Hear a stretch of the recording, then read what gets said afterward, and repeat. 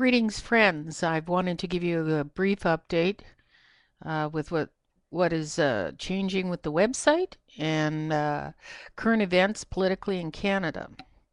First off, we have new links on the employment link for team efforts across Canada, so I encourage people to go there and participate and volunteer to get involved because it's up to us to make the changes in the immediate future.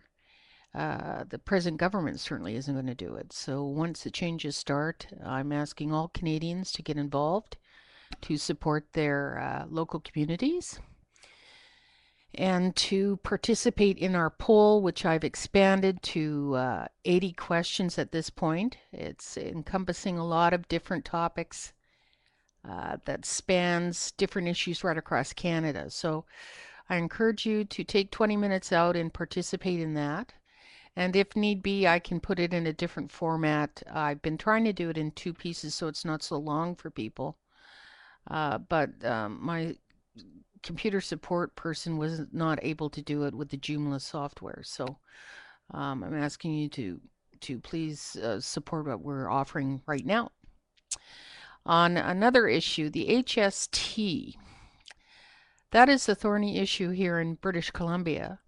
And so it should be, because in my opinion, from the research that I've done and the absolute truth of the Bank of Canada not being used properly in Canada, therefore a lot of the taxes that have been pushed upon Canadians for generations are basically unethical, unnecessary, and in my opinion, illegal.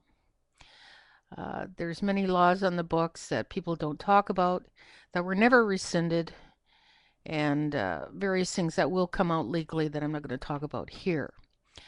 But it's safe to say that the same people who are saying the HST is a good thing, these misguided souls, are the same people that said NAFTA and free trade is a good thing. And then shortly after that, our manufacturing sector and textile sector went the way of the dodo bird and was pretty much decimated.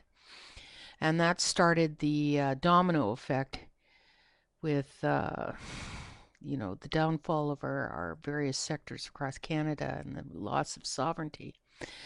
But to take people back to probably the 70s, the plans were implemented long before that, but it's safe to say that the banking cartel objective of destroying the sovereignty of Canada and taking over our resources and basically taking away our freedoms here in Canada was implemented by the Liberals in the 70s by taking us off the Bank of Canada banking system and treasonously handing us over to foreign bankers, the Federal Reserve.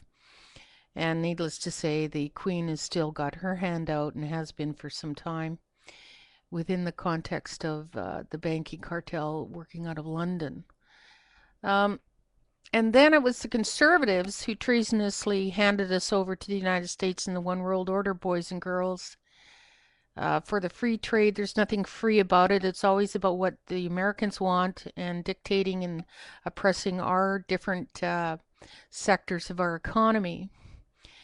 And then again in the 90s, it was the Liberals once again who treasonously took that One World Order agenda to the next level of the SPP agenda, and a lot of people were killed in the 90s trying to warn Canadians about this. Well, all along, actually, people have been killed, but anyways, each party has had their hand in the destruction of Canadian sovereignty and the security of Canadian futures for our children by selling us out to foreign bankers. And that has got to stop. And we have got to take a stand, and we have got to stop saying there's nothing we can do, because there's plenty we can do. Just take a look at Egypt, and that pretty much nips that in the bud. So I'm asking Canadians to step forward. All you courageous people out there who've been working diligently in environmental groups and social activist groups and student-based groups, step forward and align with our projects at this time. I'm inviting you to do so.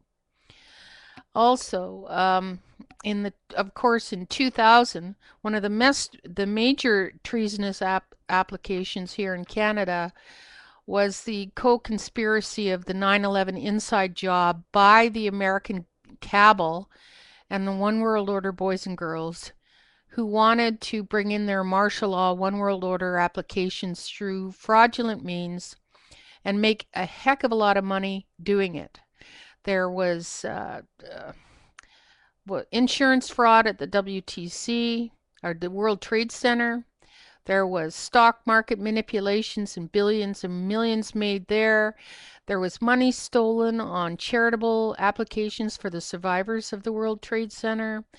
There's been oodles and just billions of money made on the war machine that didn't need to happen in the first place. Um, Canadian airlines and corporations treasonously stepped forward to embrace this charade in order that they could make money. It's just despicable what's gone on, and all of our governments have had a hand in it. The Liberals started the ball rolling in the 70s to corrupt us with foreign bankers. The Conservatives carried the ball to the next yardage down the line for One World Order in the 90s. Or yeah, I think it was, no, pardon me, in the 80s. Then it was the Liberals again in the 90s. And now it's the Conservatives selling us out once again. Treasonous legislation. Can you imagine selling our railways and our ports in particular, to Saudi Arabia, who has been milking us for oil cash, building up their fortunes on the backs of Canadians unnecessarily? And now they own our ports without the permission of the Canadian people so that they can bring drugs into Canada, which is one of the main sources of revenue for the governments. I was told this by an FBI agent in the United States, that they use cargo containers from various companies to do this. And so they needed control of our ports in order to maintain their revenue for these underground bases that exist in Canada. I have been told that there's 5 underground bases in Canada. There's one in the border between British Columbia and Alberta in the Rocky Mountains. There's one in Northwest Territories. There's one in Saskatchewan. There's one in Ontario, and there's one in Quebec. These underground bases have been funded by drug money, oil money, all different kinds of treachery. They also have underground tunnels that connect all the bases together so they can come and go. And they have already all the alternative technologies at their disposal, being used in these underground facilities. So, folks, this is the reality of what we're living in. They were the ones back in, I think it was the 70s, that actually manufactured the HIV virus in their laboratories in the United States and targeted various groups for population. Eliminating population was the goal, and to see how effective they could manipulate people in the medical community to toe the party line so they could make millions on their vaccines. Now they've been doing this decade after decade, and now because many of the children coming into the planet are very high level beings, rainbow and indigo and crystal children, very special beings, they've been targeting the children with these dangerous vaccines as well. So I have been working diligently along with many other whistleblower people to get this information out to the general public. Now the media are very dubious and very complicit in the criminality that's going on a One World Order stage with regard to all these issues I'm talking about. And to get back to the HST, it's the big flim flam. Folks, ethically, we should not have to pay for all essential items. That means food, clothing, transportation, housing, and education are all essential issues that are a God-given right. They should never be taxed. It's unethical and it's wrong. And for people to say, oh, the HST is a good thing, these people are are very misguided. First of all, the Bank of Canada has covered a lot of the issues that we've needed covered in the past. It's right there for everyone to see right on my website. All you have to do is go. Well, I put a lot right on the notice to the Canadian Police Departments, which I've given to every major city in Canada, to every major political party as well. And the time for denial and incompetence is over, folks. It's time for us to take our country back.